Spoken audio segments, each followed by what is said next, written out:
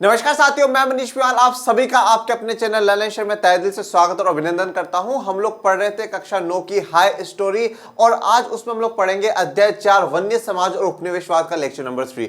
Lecture 1 और lecture 2 हम लोग कंप्लीट कर चुके हैं और आज लेक्चर 3 में हमें क्या पढ़ना है, तो आइए सबसे पहले वही जानते हैं। अब हम लोग पढ़ेंगे कि खेती कैसे प्रभावित हुई। हम लोग लास्ट लेक्चर में ये जान चुके हैं कि एक कानून वनों से जुड़ा हुआ आया है, वो कानून कौन सा है और कब आया है वो आप मुझे आज कमेंट बॉक्स में बताइएगा। और फिर उस कानून का क्या प्रभाव खेती पर होता है वो हम लोग आज जान लेंगे। शिकार की आज़ादी किसे थी? शिकार एक भारत में मतलब बहुत शानो शौकत वाला मुद्दा रहा है कि ये राजा शिकार करता था। तो अभी जो शिकार की आज़ादी है वो किसको है वो देखेंगे।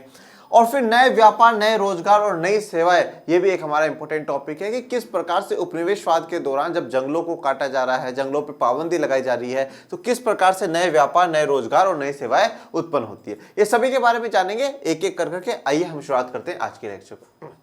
सबसे पहले थोड़ा सा लेक्चर 1 और लेक्चर 2 से हम लोग कनेक्ट करते हैं, इंटरकनेक्टिविटी बिठाते हैं।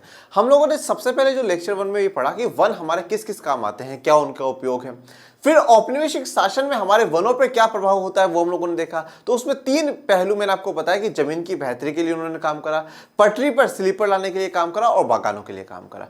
फिर उसके बाद व्यावसायिक खेती पर वो आए, कॉमर्शियल जो कल्टीवेशन उनको करना था उस पर वो लोग आते हैं। फिर वो डाइट्रिस ब्रेंडिस को बुलाते हैं और वो क्या है, कुछ कानून, कुछ नियम और कुछ सेवाएं बनवाता है, तो वो कानून बनाता है। और फिर कानून से किस प्रकार से लोगों का जीवन प्रभावित हुआ था वो भी हम लोग लास्ट लेक्चर में देख चुके हैं। अब कानून आने के बाद किस प्रकार से खेती प्रभावित हुई है वो हमें आज देखना है, तो उसे शुरू करते हैं। स्टोरी की तरह अगर आपको किसी चीज को समझना है तो जरूरी है कि आप पहले की बातों को आज की बात से लिंक कर करके देखें कि किस प्रकार से हमने वो चीज पहले पढ़ी थी और वो आज जो हम लोग पढ़ रहे हैं उसे किस प्रकार से लिंक है, तभी आपको समझ में आएगा। नहीं आप उसको पढ़ करके भूल जाएंगे और फिर ये देखने लग जाएंगे या वो नहीं देखा और ये देखने लग जाएंगे, तो बेटा ये स्टोरी है और स्टोरी कहानी तो होती है, पर अगर नहीं समझ पाए ना तो एंडिंग तक बिल्कुल पक जाओगे। इसलिए बिल्कुल हर चीज को स्टेप बाय स्टेप समझे। झूम या घुमंतु खेती, देखिए अब उपनिवेशवाद जब हुआ, ब्रिटिशर्स हमारे भारत में आए या जहां जहां पर भी उपनिवेशवाद की बात हुई, यूरोपियों ने जो दुनिया के अलग अलग देशों को अपना गुलाम बनाया, सबसे ज्यादा अगर कुछ चीज प्रभावित हुई खेती में तो वो होती है झूम या घुमंतु खेती। ये झूम या घुमंतु खेती क्या है? देखिए झूम खेती, घुमंतु खेती, इसको इंग्लिश में शिफ्टिंग कल्टीवेशन कहा जाता है, स्लैश एंड बर्न एग्रीकल्चर कहा जाता है। इसके बारे में आप लोग क्लास 10th में भी बहुत कुछ पढ़ेंगे। क्लास 10th में ज्योग्राफी में चैप्टर है कृषि का, उसके बारे में उस समय पढ़ेंगे आप। पर झूम और घुमंतु खेती, देखिए घुमंतु का मतलब क्या होता है? घुमंतु जो घूमने वाला हो, एक जगह से दूसरी जगह जो घूमता रहता हो, उसे क्या कहते हैं? घुमंतु कहते हैं। जैसे हम लोग नहीं कहते घर पे मम्मी पापा कहते हैं ये तो घुमक्कड़ है, सारे दिन घूमता रहता है, इधर से उधर जाता रहता है। तो झूम या घुमंतु खेती ये क्या होती है, कैसे करी जाती है, ये भी अपन लोग समझेंगे। एशिया, अफ्रीका व दक्षिण अमेरिका में परंपरागत तरीका था। तो ये जो झूम या घुमंतु खेती है, एशिया महाद्वीप में, अफ्रीका महाद्वीप में और दक्षिण अमेरिका महाद्वीप में क्या है, ये एक परंपरागत तरीका था। मतलब परंपरा के रूप में ये हमेशा काफी समय से करा जा रहा था, ये लोग कर ही रहते, इसी के ऊपर इनका क्या है, जीवन यापन टिका हुआ था। दक्षिण पूर्व एशिया में लादिंग, मध्य अमेरिका में मिल्पा, अफ्रीका में चितमेन या तावी, श्रीलंका में चेना। देखिए अब झूम और जो घुमंतु खेती है उसको अलग अलग देशों में अलग अलग नामों से जाना जाता है। और हमारे देश में जो इतना बड़ा देश है, जो विविधता है, हमारे देश में हर राज्य में और हर जगह अलग अलग नाम से जाना जाता है। तो अब पूरी दुनिया में अलग अलग जो देश है उन्हें किस किस नाम से जानते हैं? तो दक्षिण और पूर्व एशिया में किस नाम से जानेंगे? लादिंग के नाम से। किसके नाम से जानेंगे? लादिंग के नाम से। मध्य अमेरिका में किसके नाम से जानेंगे? मिल्पा के नाम से। अफ्रीका में चितमेन या तावी और श्रीलंका में चेना के नाम से। ये भी मैं आपको मैप में भी दिखाऊंगा। अब देखो आपको ये याद कैसे करना है। आप लोग क्या करेगा, एक टेबल बनाएंगे अपन। तो जैसे मैंने लिख लिया दक्षिण पूर्व एशिया, तो साउथ ईस्ट एशिया बोला है, साउथ ईस्ट एशिया लिख करके लिख दिया लादिंग, ऐसे एक टेबल बना ली। फिर मैंने लिख दिया मध्य अमेरिका, तो मिडिल अमेरिका मैंने लिख दिया, तो उस पे क्या बोला जा रहा है? मिल्पा बोला जा रहा है। ओके, मिल्पा बोला जा रहा है। फिर मैंने अफ्रीका कॉन्टिनेंट लिख दिया, तो यहां पे क्या है? चितमेन या तावी जो बोला जा रहा है, तो ऐसा। और फिर हमारा जो पड़ोसी देश है श्रीलंका, वहां पे क्या बोला जा रहा है? चेना बोला जा रहा है। आप एक बार ऐसे टेबल बना लीजिएगा, क्योंकि ऐसे क्वेश्चंस क्या है 1-1 मार्क्स वाले में पूछे जा सकते हैं कि दक्षिण पूर्व एशिया में झूम खेती को क्या कहा जाता है, या मध्य अमेरिका में क्या कहा जाता है, अफ्रीका में क्या कहा जाता है। तो 1-1 मार्क्स में इससे क्वेश्चंस पुट अप हो सकते हैं। और देखिए टॉप करने के लिए, क्लास को टॉप करने के लिए, स्कूल को टॉप करने के लिए एक एक नंबर, आधा नंबर भी कब आपको टॉपर से रोक सकता है ये हम कोई नहीं जानते। बहुत मतलब एक एक मार्क्स की बहुत कीमत होती है, तो इसलिए हमारी तैयारी पूरी होनी चाहिए। हिंदुस्तान में घुमंतू खेती के लिए धया, पेंदा, वेवर, नेवर, झूम, पोडू, खंदात और गुमरी, तो अलग अलग नामों से जाना जाता है। ओके, तो आप ये याद कर सकते हैं, धया, पेंदा, वेवर, नेवर, झूम, पोडू, खंदात और कुमरी। अब आप 10th क्लास में अगर होते इस समय, तो अपन जो 10th क्लास का जो ज्योग्राफी का चैप्टर है फॉर कृषि, उसमें तो क्या है कि एग्जैक्टली बता रखा है कि भाई जैसे अंडमान निकोबार द्वीप समूह है तो वहां पे क्या बोला जाता है, भारत के पूर्व इलाकों में क्या बोला जाता है, उत्तरी इलाकों में क्या बोला जाता है, तो वहां तो टेबल बन सकती थी। पर अब यहाँ तो क्या है, आपको सिर्फ डायरेक्टली नाम दिए हैं। तो आप क्या कर सकते हैं कि आप 2-3 नाम याद कर ले। पर कभी कभार क्या है, अगर एमसीक्यू का पैटर्न बोर्ड अपनाता है, जो जिस भी बोर्ड में आप है, एमसीक्यू का अबसद वाला पैटर्न अपनाता है, तो वो बहुत सी बार ये पूछ लेता है कि हिंदुस्तान में इनमें से कौन से को घुमंतू खेती नहीं कहा जाता है। तो मान लीजिए उसने एग्जाम दे दिया धया, पेंदा, बेवर और डाल दिया मिल्पा। अब आपने पढ़ा ही नहीं है कि क्या है, तो क्या है, अब मिल्पा चलो आपने पढ़ लिया कि हाँ भाई ये तो दुनिया में बोला जाता है, भारत में नहीं बोला जाता।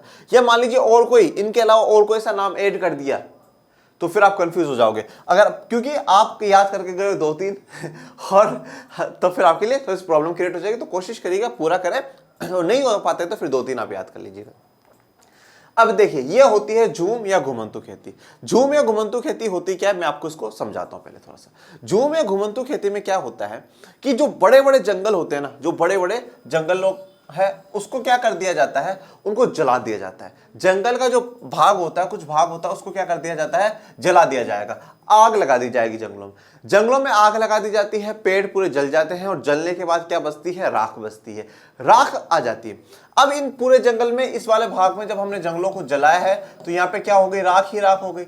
अब इस राख में क्या करा जाता है, जो बीज, जिस भी चीज की आपको फसल करनी हो उसके बीज बोए जाते हैं। इसमें बीज बोए जाएंगे, इसमें 1-2 सालों तक क्या है, लगातार खेती करी जाएगी। जिस भी चीज की आपको आवश्यकता हो उसके क्या है, बीज बो दिए जाते हैं, 1-2 सालों तक खेती करी जाती है।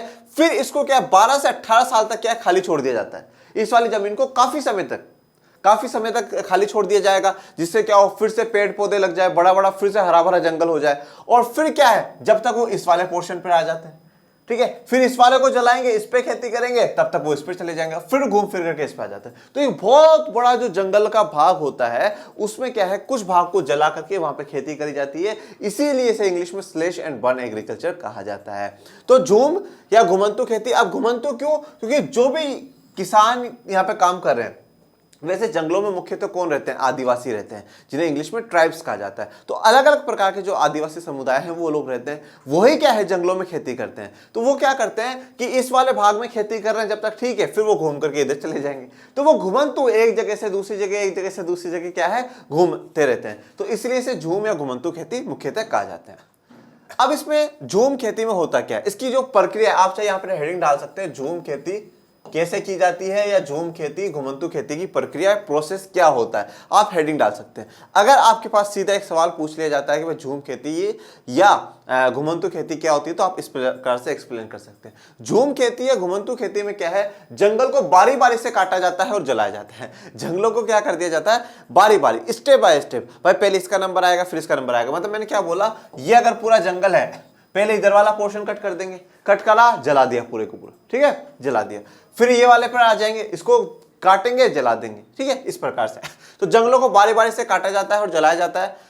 मानसून की पहली बारिश के बाद इस राख में बीज बो दिए जाते हैं। तो मानसून का जो समय होता है वो कब है, जुलाई वाला सा समय है, ठीक है, जुलाई अगस्त वाला। तो मानसून की पहली बारिश, जैसे पहली बारिश आएगी, उस पहली बारिश के बाद उस राख में क्या कर दिए जाएंगे, बीज बो दिए जाएंगे। राख अब सभी जानते हैं, राख जैसे अगर आपके घरों में चूल्हे जलते हैं तो उनमें जब लकड़ी जलती है या और है, तो वह राख जो होती है वो राख है। तो उस राख में क्या है, बीज बो दिए जाते हैं, जिस भी की आपको खेती करनी है। अक्टूबर और नवंबर में फसल काटी जाती है। तो अब क्या है, देखिए पूरा प्रोसेस देखिएगा। पहले जंगलों को बारी बारी काटा जा रहा है, फिर उन्हें जलाया जा रहा है। जलाने के बाद राख बची है, राख में बीज बोए जा रहे हैं। कब बोए जा रहे हैं? मॉनसून की पहली बारिश के बाद। तो और ये कब का समय है? जुलाई अगस्त के करीबन का समय। उसके बाद फसल तैयार, अक्टूबर नवंबर वो फसल को क्या कर दिया जाता है? काट दिया जाता है। जैसे मैंने आपको यहाँ पे तस्वीर दिखाई, उधर उधर का जंगल तो क्या है? पूरा सही है, और इधर इधर वाले जंगल को क्या कर दिया गया है? जला दिया गया है, काट दिया गया। 2-1 साल खेती करने के बाद इन्हें 12 से 18 साल तक के लिए पड़ती छोड़ दिया जाता है, जिससे वहां फिर से जंगल पनप जाए। तो 2-1 साल खेती करते हैं और 12 से 18 साल क्या है? पड़ती छोड़ देते हैं। पड़ती का मतलब होता है अनकल्टिवेटेड है, आप वहां पे खेती बाड़ी नहीं कर रहे हो, ठीक है, आप वहां पे खेती बाड़ी नहीं कर रहे हो, या खेती बाड़ी के लिए वो अब सही नहीं है, उसको छोड़ करके वो दूसरी जगह चले जाते हैं। और 12 से 18 साल तक उसको खाली छोड़ दिया। क्यों? क्योंकि फिर से वहां पे जंगल पनपे, ठीक है, पूरा प्रोसेस है ना, पूरी प्रक्रिया है भाई। फिर से जंगल बनेगा, बड़े बड़े पेड़ होंगे, फिर हम उनको काटेंगे, फिर उनकी राख होगी, फिर उनको जला देंगे, राख होती है, और फिर हम उनमें बीज बोएंगे। ओके, तो पूरा एक प्रोसेस है, पूरी एक प्रक्रिया चलती हुई आ रही है। जैसे मैंने यहाँ पर आपको तस्वीर दिखाई, जंगल में लगी है आग, ठीक है भाग मिल्खा भाग है। इन भूखंडों में मिश्रित फसलें उगाई जाती है। अब ये जो भूखंड का मतलब, भूखंड मतलब जो जमीन होती है, जो लैंड का पार्ट होता है वो, और खंड मतलब क्या होता है? जो पार्ट्स होते हैं। तो भू मतलब जमीन, खंड उसके पार्ट्स। तो जमीन के जो पार्ट्स होते हैं उनमें क्या है? मिश्रित फसलें उगाई जाती है, मिक्स्ड क्रॉप्स उगाई जाती है। मिश्रित फसलें क्या है भाई? कभी ये कभी जो जिन फसलों की उनको आवश्यकता होती है वो सारी फसलें उगाते हैं। अब ऐसा नहीं है कि एक उगा ली। क्यों? क्योंकि मैंने क्या कहा, ये जो झूम या घुमंतु खेती जो कर रहे हैं मुख्यतः आदिवासी लोग करते हैं। और आदिवासी जो समुदाय है ना, वो मुख्यतः जो हमारा पूरा समाज है, उस पूरे समाज से कहीं ना कहीं वो बाहर है, वो आउटसाइड है, वो मेन स्ट्रीम में, मुख्य धारा में नहीं है। तो इसलिए क्या है, वो अपने जंगलों में रहते हैं, जंगलों में खेती बाड़ी करते हैं, वहां से जो सामान, जो उत्पादन उनको मिल रहा है उसका इस्तेमाल करते हैं, और जीवन में खुश है वो लोग। ओके, वो बिल्कुल खुश है। मध्य भारत और अफ्रीका में ज्वार और बाजरा उगाया जाता है। तो मध्य भारत और अफ्रीका में। ब्राजील में कसावा उगाया जाता है। कसावा क्या है ये देखिए, ये मैंने आपको एक तस्वीर दिखाई है। जैसे हमने कंद फलों की बात नहीं करी थी, मैंने आपको एक शेप टाइप कुछ ऐसा होगा, कुछ इस प्रकार का सा, तो वो कंद फल क्या है? कसावा में, जो कंद फल या कसावा जो है वो कहां पर? ब्राजील में उगाया जा रहा है। लेटिन अमेरिका में मक्का व फलियां उगाई जाती है। लेटिन अमेरिका में क्या? मक्का और फलियां। देखिए लेटिन अमेरिका का क्या भाग है वो आप मेरे पास सुनिएगा। ये पूरा उत्तरी अमेरिका है, ये नीचे वाला पूरा दक्षिणी अमेरिका है, ये यूं कनेक्टेड। यहां से लेकर के ये वाला जो पूरा पार्ट है दक्षिण अमेरिका पूरा, और ये उत्तरी अमेरिका का जो निचली वाला भाग है इसे कहा जाता है लेटिन अमेरिका। इसको कहा जाता है लेटिन अमेरिका। तो वहां पे मक्का और फलियां उगाई जाती है। अब देखिए, अब जो यूरोपीय वनरक्षक हैं या जो ब्रिटिशर्स हैं, उनका इस बात को लेकर के क्या रिएक्शन है, ठीक है ना। तो अब आपके दिमाग में आ रहा होगा उनको क्या रिएक्शन है। तो आप एक, हमारे यहां से एक नई हेडिंग भी शुरू हो जाती है कि यूरोपियों का क्या रिएक्शन है इस झूम या घुमंतु खेती के प्रति। क्योंकि हमने स्टार्टिंग किससे बात से करी थी कि सबसे ज्यादा जो प्रभावित हुई है वो झूम या घुमंतु खेती हुई है। तो झूम या घुमंतु खेती से ब्रिटिशर्स को, या जो उपनिवेशवादी है उनको, या यूरोपियों को क्या प्रॉब्लम थी वो देखते हैं। यूरोपीय जो वन रक्षक थे, जो वन की रक्षा करने वाले थे, क्योंकि भारतीय वन सेवा के तहत वन रक्षक, वन पालक अपॉइंट करे गए थे। ओके, अब उनकी नजर में ये नुकसानदेह था। बोले ये नुकसानकारी है। नुकसान कैसे है? अब क्या कारण दिए हैं, क्या उन्होंने तर्क रखे हैं, वो तर्क जानते हैं। ऐसी जमीन पर रेलवे के लिए इमारती लकड़ी वाले पेड़ नहीं उगाए जा सकते। अब देखो क्या बोला है इन्होंने बोला है कि भाई एक ये जंगल है, अब इस जंगल को जब तुम काटोगे और जला दोगे, फिर 12-18 साल खाली छोड़ोगे, तो अब 12-18 साल में जैसी लकड़ियां हमें मजबूत सख्त लकड़ी चाहिए ना, वैसी लकड़ी जो इमारती लकड़ियां हैं वो हमें नहीं मिल पाएगी। मैंने इस तस्वीर में दिखाया आपको इमारती लकड़ी। किस लिए चाहिए? रेलवे के लिए। रेलवे में किस लिए? पटरी पर स्लीपर्स लगाने के लिए हमें क्या चाहिए? लकड़ी चाहिए, तो वो नहीं मिल पाएगी। तो पहला नुकसान तो इनका ये हो गया। दूसरा, जंगल जलाते समय बाकी बेशकीमती पेड़ों के भी फैलती लपटों की चपेट में आ जाने का खतरा बना रहता है। देखो आग लगी है एक घर में तो पड़ोसी के भी लग सकती है, उसमें तो कोई दोहराए वाली बात नहीं, वही वाली बात आ गई ना। तो अगर आप एक पेड़ को जला रहे हो सकता है जो बहुत ज्यादा कीमती पेड़ है, उसी जंगल में जो कीमती पेड़ है, हो सकता है उसकी आग की जो लपटें हैं वो उस पेड़ तक भी फैल जाए, और जो कीमती पेड़ था वो भी जल जाए। तो ये जो यूरोपियंस है वो कहते हैं कि भाई तुम्हारा क्या बिगड़ा, हमारा तो बहुत बड़ा नुकसान हो गया ना। तो इसलिए क्या है, तुम ये जो जलाना फलाना ना ये बंद करो। लगान का हिसाब रखना भी मुश्किल था। देखिए अब 3 प्रॉब्लम्स हमें देखने को मिल रही है ब्रिटिशर्स के नजरिए से। ब्रिटिशर्स को क्या क्या परेशानी है? पहली बात तो उन्हें इमारती लकड़ी नहीं मिल पा रही है रेलवे के लिए, हर चीज को लिंक करिएगा, इमारती लकड़ी नहीं मिल पा रही है। दूसरी बात बोले बेशकीमती पेड़ों को जला दोगे तो फिर हमारा क्या होगा। और तीसरी बात बोले लगान का हिसाब रखने में भी मुश्किल है। लगान का हिसाब रखने में मुश्किल कैसे है भाई? पहली बात तो क्या है, यहां पर खेती करी इन्होंने, हाँ, फिर कल को वो तो भाग गए, अब फिर लगान ले किससे? ले किससे? वो तो भाग जाएंगे, फिर दूसरे जंगल में चले जाएंगे, फिर वहां से भाग जाएंगे। तो लगान का हिसाब लगाना मुश्किल। दूसरी बात, कितना कैसे लगाए लगान? ये तो कभी अपनी जमीन को बढ़ा भी देते हैं, कभी कम भी कर लेते हैं। जितना जंगल इनसे कटा, जितना इनसे जला, उतना कर लिया उन्होंने। तो किस प्रकार से इन पे लगान लगाया जाए, टैक्स जो है, रेवेन्यू है, वो कैसे इनसे लिया जाए, तो वो भी इनके लिए एक चिंता का मुद्दा। सरकार ने घुमंतु खेती पर रोक लगाने का फैसला किया। अब देखिए, जब सरकार किसकी है? ब्रिटिशर्स की है। और ब्रिटिशर्स को तीन समस्याएं मुख्यतः देखने को मिल रही है। इमारती लकड़ी नहीं मिल रही है उनको बेशकीमती पेड़ों की चिंता है, और तीसरा लगान की चिंता है। उनको जब समस्या है, उनको चिंता है। तो बात वही है, जिसकी लाठी उसकी भैंस। तो अब इनको चिंता है, इनकी सरकार है, तो इन्होंने क्या कर दिया? इस घुमंतु खेती पर क्या कर दी? पूर्ण रूप से 100% रोक लगा दी। बोला आज से कोई भी घुमंतु खेती नहीं करेगा, झूम कल्टीवेशन, झूम खेती कोई भी नहीं करेगा। अब इसका परिणाम स्वरूप ये जो खेती पर रोक लगाई गई है, इसके क्या क्या परिणाम हुए, इसके क्या क्या इफेक्ट्स होते हैं, वो देखते हैं। घरों से जबरन विस्थापित कर दिया गया। किसको? अब देखो, ये जंगल है, इस जंगल में जो आदिवासी समुदाय के लोग हैं वो रह रहे हैं। अब पहले तो क्या कर रहे थे, वो पूरी जो एक समुदाय है, पूरा जो एक कम्युनिटी है, वो यहां से इस पेड़ को जला करके यहाँ पे खेती बाड़ी कर करके फिर सब एक साथ चले जाते थे, अगले जंगलों में चले जाते थे। पर अब क्या करा, सारी जमीन पे भारत की सरकार, मतलब ब्रिटिशर्स की सरकार का कंट्रोल आ गया। तो अब उन्होंने क्या करा, सारी जगह घुमंतु खेती बंद कर दी। तो यहाँ पे जो आदिवासी समुदाय के लोग रह रहे हैं, उनको जबरन घरों से बाहर निकाला गया, विस्थापित। मतलब घर क्या है उनके जंगल ही उनके घर है, तो उनसे विस्थापित कर दिया गया, वहां से निकाल दिया गया। पेशा बदलना पड़ा। अब इन लोगों को क्या है, ये मान लीजिए जंगल है और यही उनका घर है, अब उनको इससे बाहर डाल दिया गया, बाहर लेकर के आ गए, मतलब विस्थापित कर दिया, जंगलों से निकाल दिया। अब जंगलों से निकाल दिया तो इनको अपना रोजगार, अपना पेशा धंधा जो भी था ना, वो इनको क्या करना पड़ा, बदलना पड़ा। यहां पर तो जब जंगलों में थे तो ये तो अपनी आवश्यकता अनुसार जितना उगाना था उतना उगाते थे, अपनी आवश्यकता अनुसार ये लोग काम कर रहे थे, तो इनको ज्यादा समस्या नहीं आ रही थी। पर अब ये क्या है, बाहर की सोसाइटी में जाते हैं, जिस सोसाइटी से कभी इंटरलिंक नहीं है, कभी जिससे जुड़े हुए नहीं है, उस सोसाइटी के में जाते हैं। अब वहां जाते हैं तो इनको एक नया रोजगार, नया पेशा इनको काम करना पड़ता है। और काफी ऐसे जो आदिवासी समुदाय हैं जिन्होंने क्या छोटे बड़े विद्रोह करे, ठीक है, रिवोल्ट करा, क्रांति करी, बोले नहीं ब्रिटिशर्स ने जो करा है वो गलत करा है, ऐसा नहीं करना चाहिए, हमारा पूरा का पूरा जो जीविका है, जीवन यापन है, वो इन जंगलों पे टिका हुआ है, अगर हम झूम या घुमंतु खेती नहीं करेंगे तो हमारा जीवन कैसे चलेगा, विद्रोह करा गया। पर वही बात है कि सरकार कैसी थी, बेकार सरकार थी। तो अब उस सरकार तो विद्रोह को दबा देगी, मार दिया लोगों को और कर दिया, बोला हमारे खिलाफ कोई भी नहीं बोलेगा। फिर आते हैं शिकार की आजादी किसे थी। तो अब क्या हुआ, जैसे ही वन अधिनियम आता है, जंगलों को लेकर के कानून आता है, लोगों के जीवन पे क्या प्रभाव पड़ा वो, और खेती पर क्या प्रभाव पड़ा वो हम लोगों ने देख लिया। अब बात आती है कि शिकार की आजादी किसे थी। मैंने क्या कहा, शिकार पहले के लोगों के लिए क्या था, एक पैशन था। तो अब आजादी किस किस को दी है ब्रिटिश सरकार ने, वो देखते हैं। तो वन कानून के पहले, जब ये वन कानून आया, उससे पहले की क्या स्थिति थी, पहले तो वो जान लेते हैं। उससे पहले बहुत सारे जो लोग हैं, हिरन, तीतर, जो छोटे मोटे शिकार करा करते थे, किस लिए, जीवन यापन के लिए।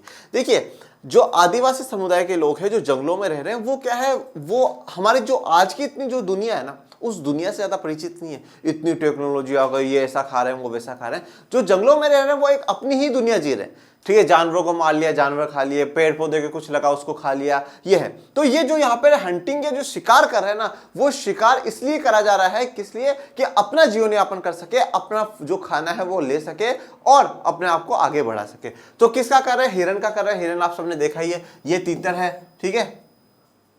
तो इनका छोटा मोटा जो शिकार करना होता था वो कर लेते थे अपने जीवन यापन के लिए। ये मैंने शिकार करने के लिए जो लोग जा रहे हैं, बिल्कुल बंदूक लेकर के, ये मॉडर्न जमाने का शिकारी है, ठीक है, बंदूक लेकर के जा रहे हैं और शिकार कर करके आएंगे। पारंपरिक प्रथा अब गैर कानूनी थी। अब क्या है, ये वन कानूनों से पहले की स्थिति थी, वह लोग तीतरों को, हिरणों को मारे थे, ये वन कानून से पहले की स्थिति थी। वन कानून आने के बाद क्या हो गया, इस प्रकार से शिकार करना क्या हो गया, गैर कानूनी हो गया, इलीगल हो गया, कि भाई अब आप ये काम नहीं कर सकते हो। अगर करोगे तो क्या होगा, आपको दंड मिलेगा, आपको सजा मिलेगी। अगर कोई भी इंसान ऐसा मिला हमें जो क्या कर रहा है, शिकार करते हुए पाया गया, तो हम उसे क्या करेंगे, दंड देंगे, उसे सजा देंगे। कौन देगा, ब्रिटिश सरकार देगी। हिंदुस्तान में बाघों और दूसरे जानवरों का शिकार करना सदियों से दरबारी और नवाबी संस्कृति का हिस्सा रहा है। ये बात मैंने आपको कही है कि इनको मारना, शिकार करना, ये क्या है कि हमारी संस्कृति का, जो बड़े राजा महाराजा है वो किया करते थे। तो जैसे मैंने यहाँ पे तस्वीर दिखाई है, एक राजा है और ये हिरन है, तो वो हिरन के लिए क्या है, शिकार के लिए वो अपना बाण निकाल करके चलाने को तैयार है। अब अंग्रेजों की नजर में देखो, अब यहां पर दो पहलू आपको समझने हैं। एक पहलू तो क्या है, उन्होंने ये जो अपने जीवन यापन के लिए ये लोग जो छोटा मोटा शिकार कर रहे हैं उसको बंद कर दिया। उसको उन्होंने क्या कर दिया, बंद कर दिया। भाई तुम तीतर मार रहे हो, हिरन मार रहे हो, ये जो कर दिया नहीं, ये तो उसको तो कर दिया बैन, कि बोले ये गैर कानूनी। पर दूसरी तरफ जो दूसरा पहलू है अंग्रेजों का, वो ये कह रहे हैं ये जो बड़े बड़े जानवर है ना, ये हाथी, शेर, ये चीते, बाघ, ये सब क्या है, ये ऐसे हैं जो जंगली है, जो बर्बर है, ये भारतीय समाज के लिए और भारत के लिए क्या है, खतरा है। और अगर ऐसे जानवर रहेंगे, ये जानवर किस चीज का प्रतीक है, ये असभ्यता का प्रतीक है, असभ्य है। ऐसे कभी भी किसी चीज को नुकसान पहुंचा दिया तो बोले इनको मारो। इनको मारने के लिए खुली छूट दी गई है। तो देखिएगा क्या होता है। अंग्रेजों की नजर में बड़े जानवर जंगली, बर्बर और आदि समाज के प्रतीक चिन्ह थे। आदि समाज मतलब जो बहुत पुराना समाज है, उस चीज का ये आज भी मौजूद है, बहुत दुख की बात है। तो जंगली बर्बर ही थे।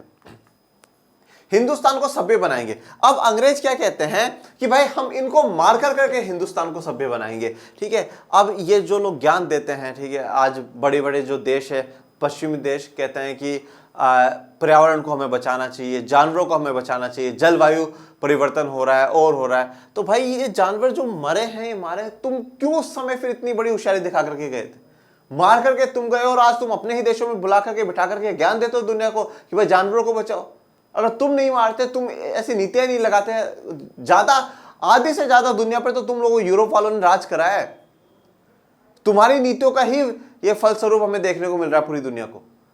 और आज बैठ करके ज्ञान देते हैं कि नहीं नहीं, जानवरों को बचाओ, जानवरों के संरक्षण के लिए क्या है, नीतियां बनाओ। आज भारत में इतने शेर कम हो गए, वो कम हो गए, तो किसकी गलती से हुए? ओके, तो जैसे मैंने यहाँ पर एक तस्वीर भी दिखाई है, एक अंग्रेज है, वो बंदूक लेकर के, और वो इन्होंने देखो लाश लगा रखी है शेरों की, कि भाई देखो हमने इतने मार दिए, 3 3 6 2 8। ओके, बोले इनको मार करके हम हिंदुस्तान को सभ्य बनाएंगे, खुद असभ्य और इनको मार करके सभ्य बनाएंगे। बाघ, भेड़िए और दूसरे बड़े जानवरों के शिकार किसानों के लिए खतरा है। अब लोगों को क्या है, इनाम दिया जाने लगा। बोलो तुम इनको मारो, तुम्हें इनाम देंगे। और क्यों, देखो अब क्या करा कि भाई बिल्कुल क्या हो गया कि हमारी गलती भी नहीं, हम इसलिए नहीं मार रहे कि हमें शौक है, अंग्रेजों का कह रहा हूं, हम इसलिए नहीं मारे कि हमें शौक है। क्यों मार रहे हैं? क्योंकि इनसे किसानों को खतरा है। अरे तो बेवकूफो, तुमने किसानों का तो जाना बंद कर दिया बेचारों को जंगलों में, फिर किसके लिए खतरा है, या तुम्हें डर लग रहा है? तो बाघ, भेड़ी और दूसरे बड़े जानवरों को इसलिए शिकार करो क्योंकि किसानों को खतरा है। प्रारंभ में जंगल के कुछ इलाके शिकार के लिए आरक्षित थे। पहले जब शुरुआत में क्या करा, कुछ जो इलाके थे वो आरक्षित थे, वहां पर यही लोग शिकार करेंगे। काफी समय बाद पर्यावरणविदों और संरक्षणवादियों ने आवाज उठाई कि जानवरों की इन सारी प्रजातियों की सुरक्षा होनी चाहिए, न कि इनको मारा जाना चाहिए। जैसे कि मैंने एक ये आदिवासी समुदाय के बच्चे की तस्वीर दिखाई है, जो मतलब वो अपने जीवन यापन के लिए छोटे मोटे जानवरों को मार रहे हैं। मैं वो भी जस्टिफाई नहीं करता, मैं वो भी नहीं कहता कि वो सही है, उनको मार रहे हैं अपने जीवन यापन के लिए, उस पर तो इन्होंने लगाई है पाबंदी, और जो बड़े बड़े जानवर है उनको मारने के लिए दी है इजाजत। आप विश्वास नहीं करेंगे, 1875 से लेकर के 1925 के बीच में 80,000 टाइगर्स को मारा गया। और इसके अलावा एक महाराज थे, महाराजा ऑफ सूरागढ़, तो उन्होंने क्या करा है, उन्होंने मतलब 1200-1300 टाइगर्स को तो उन्होंने अकेले ने बलि चढ़ाई है। तो मतलब बहुत बुरी स्थिति। पर फिर धीरे धीरे जैसे जैसे पर्यावरणविदों को, संरक्षणवादियों को ये चीज महसूस हुई कि नहीं यार ये लोग गलत कर रहे थे, इन्होंने आवाज उठाई और बोला इनको मारने की जगह में क्या करना चाहिए, बचाना चाहिए। तो पूरा अंग्रेजों का देख लीजिए, महाराजा ऑफ सूरागढ़ उनको देख लीजिए, तो बहुत बुरी स्थिति उन्होंने करी।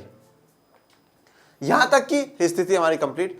वन नियम के बाद लोगों पे क्या प्रभाव, खेती पे क्या प्रभाव और शिकार पे क्या प्रभाव पड़ा, वो तीनों देख लिए। अब नए रोजगार, नई सेवाएं और नया व्यापार किस प्रकार से पनपता है वो हमें देखना है। अब आप सोच रहे हो कि इतनी पाबंदी लगाने के बाद क्या ब्रिटिश सरकार इनको नया व्यापार दे रही है, क्या रोजगार प्रोवाइड करा रही है, कोई सेवाएं दे रही है, तो किस प्रकार से वो देखते हैं।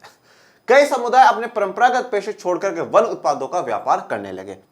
अब देखिए, परंपरागत पेशे तो छुटवा दिए, भाई वहां पे झूम खेती कर रहे थे वो छुटवा दिया, जंगलों से निकाल दिया गया तो वो।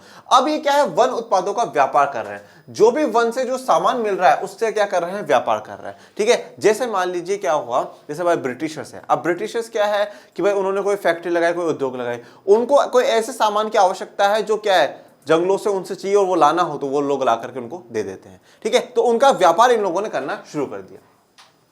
एक उदाहरण दिया है, और ये जो स्थिति है कि भाई लोगों ने परंपरागत पेशों को छोड़ करके क्या है वन उत्पादों का व्यापार करना शुरू कर दिया। ये कोई सिर्फ और सिर्फ भारत की स्थिति नहीं है, पूरी दुनिया में ऐसा देखने को मिला। 19वीं सदी के आसपास में पूरी दुनिया में ऐसा देखने को मिला, जहां जहां पे ये लोग राज कर रहे हैं इसी प्रकार की व्यवस्थाएं हुई हैं। 19वीं सदी के मध्य में मैनियोक उगाने, मैनियोक क्या था? कसावा, जो मैंने आपको दिखाया था ना अभी पिछले कुछ स्लाइड्स में, कसावा ब्राजील में। तो मैनियोक उगाने वाले ब्राजीली अमेजोन के मुंदुरुकु क्या है? समुदाय है, एक आदिवासी समुदाय है ये वाला, ठीक है ना। मुंदुरुकु समुदाय के लोगों ने व्यापारियों को रबड़ की आपूर्ति के लिए रबड़ के वृक्षों से लेटेक्स एकत्र करना प्रारंभ कर दिया। अब क्या हुआ कि रबड़ की जो सप्लाई करने के लिए इनको जरूरत पड़ी ब्रिटिशर्स को लेटेक्स की, जो क्या है पेड़ों से निकलता है, जैसे मैंने इस तस्वीर में दिखाया है, ठीक है। तो ये ला करके क्या है ब्रिटिश को देना शुरू कर दिया, तो अपना व्यापार शुरू कर दिया। तो मुंदुरुकु समुदाय, देखिए यह है मुंदुरुकु समुदाय, ओके। हिंदुस्तान में वन उत्पादों का व्यापार कोई अनोखी बात नहीं थी। तो हिंदुस्तान में कोई पहली बार ऐसा नहीं था कि कोई वन उत्पादों का व्यापार करा जा रहा हो, हम तो काफी समय से कर रहे हैं, ठीक है। पहले के समय से, जब ये अंग्रेज भी नहीं आए थे तब से कर रहे हैं।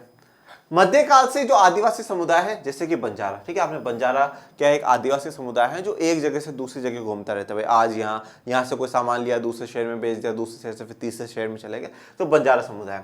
ये घुमंतु समुदाय है के माध्यम से हाथियों और दूसरे जो जानवर थे उनके सामान बेचा करते थे। जैसे उनकी खाल, तो उनकी जो चमड़ी, उनकी स्किन हुआ करती थी उसको बेचते थे। उनके जो सींग हुआ करते थे जानवरों के, वो बेचा करते थे। रेशम के कोय क्या है?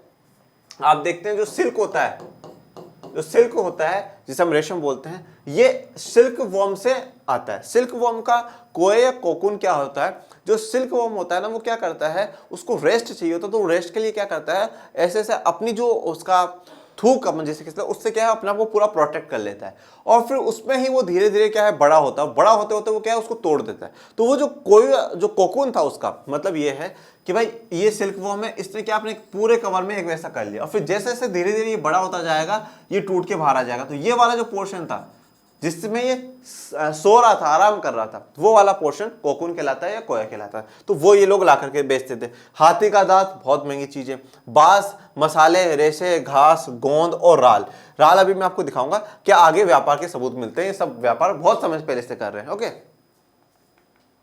ये देखिए, ये पहले राल की तस्वीर देख लीजिए आप, ये राल है। लेकिन अंग्रेजों के आने के बाद व्यापार पूरी तरह सरकारी नियंत्रण में चला गया। पर अब क्या है, व्यापार पर जो पूरा कंट्रोल है वो किसका चला गया? सरकार का चला गया, ब्रिटिशर्स का चला गया। वो पूरा कंट्रोल व्यापार पर कर रही है।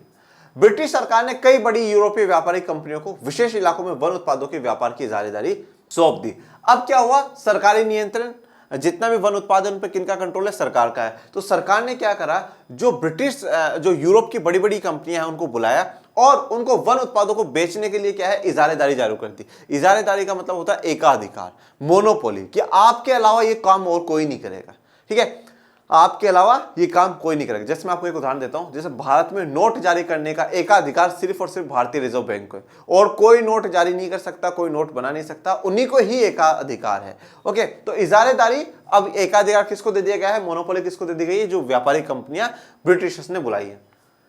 स्थानीय लोगों द्वारा शिकार करने और पशुओं को चराने पर बंदिश लगा दी गई। तो अब बोला गया जो स्थानीय लोग हैं वो शिकार करने पर और पशुओं को चराने के लिए बंदिश, ये देख चुके हम लोग, पहले ही बंद कर चुके हैं। इस प्रक्रिया में मद्रास प्रेसिडेंसी के कोरावा, कराचा व येरुकुला जैसे अनेक चरवाहे और घुमंतु समुदाय अपनी जीविका से हाथ धो बैठे थे। तो ये सभी समुदायों के नाम में कोरावा, कराचा, येरुकुला, ये चरवाहे मतलब जो जानवरों को चराने वाला समुदाय होता है, ऐसे समुदाय हैं और एक जगह से दूसरी जगह घूमने वाले हैं। तो ये अपनी जीविका से हाथ धो चुके थे, मतलब अब इनको कोई ऐसा काम नहीं था। अब वो वहां तो सब कुछ चल रहा था, पर अब इनको क्या दूसरे काम करने पड़ेंगे। इनमें से कुछ को अपराधी कबीले कहा जाने लगा और ये सरकार की निगरानी में फैक्ट्रियों, खदानों व बागानों में काम करने को मजबूर हो गए। इनमें से काफियों को क्या कहने लगे? अपराधी कबीले। अब अपराधी कबीले क्यों कह रहे हैं इनको, ये बात समझिएगा। इन्होंने क्या कोई ऐसा अपराध करा है? ब्रिटिशर्स को मार दिया, ठीक है, मार देते तो शायद प्रॉब्लम ही नहीं होती, ठीक है, ब्रिटिशर्स को मार दिया, क्या बात है? अपराधी कबीले इनको क्यों कहा गया? देखिए बात क्या है कि जैसे कि आज ये पर्सन है, ये कोई एक बंदा है, ये बंदा क्या है कि इसका पूरा का पूरा जो जीवन है, जो पूरा का पूरा लाइवलीहुड है, वो किस पे टिका हुआ है? वो जंगल पे टिका हुआ है। जंगल में जाकर के फल, सब्जी, फूल लेकर के आना, ठीक है, जानवरों का शिकार करना, ये सब कुछ इसके पूरा जीवन इसी पे टिका हुआ है। अब होता क्या है कि जब ये मना कर दिया गया कि आप ये काम नहीं कर सकते, ओके, ये कह दिया गया अब आप ये काम नहीं कर सकते, तो बिल्कुल जल्दी से ऐसा क्या हो जाएगा? मर जाएंगे तो भूखे, फिर क्या करेंगे? तो ये चुपचाप चोरी चोरी चोरी चोरी चोरी चोरी चुपके क्या है जंगलों में जाएंगे और ये काम करेंगे, शिकार भी करेंगे, फल फूल भी लाएंगे, और पकड़े जाने पर इनको दंड भी दिया जाता था।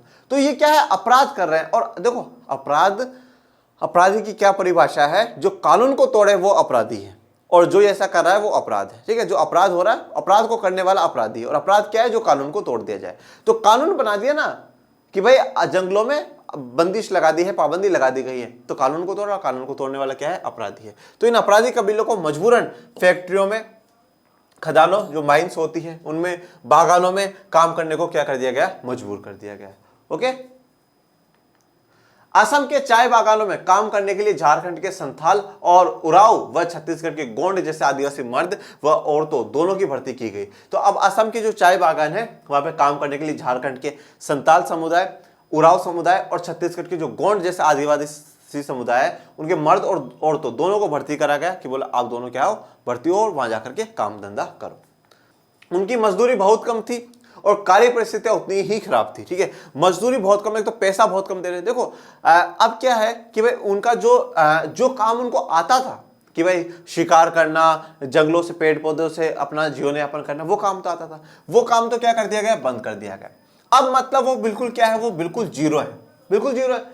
अब जीरो है, अब कुछ आपको आता नहीं है, तो अब आपको कुछ आता नहीं है। अब आता नहीं है तो क्या होगा कि अब आपको जो भी काम मिलेगा वो आप करने को तैयार हो जाओगे। तो अब आपको कोई कम पैसा देगा तो उसमें भी आप काम करने को तैयार हो जाओगे। तो इनको एक तो मजदूरी बहुत कम थी, कार्य परिस्थितियां मतलब वहां पे जहां पे काम करते थे ना तो कोई सुख सुविधा थी, ना मजदूरों के लिए कोई सोचने वाला था, ना कोई अच्छा वातावरण था। तो बहुत बुरी स्थितियों में लोग काम कर रहे थे। उन्हें उनके गांवों से उठाकर भर्ती तो कर लिया गया था लेकिन उनकी वापसी आसान नहीं थी। अब उनको गांवों से उठा करके भर्ती तो कर लिया गया पर उनका वापस आना बहुत मुश्किल था।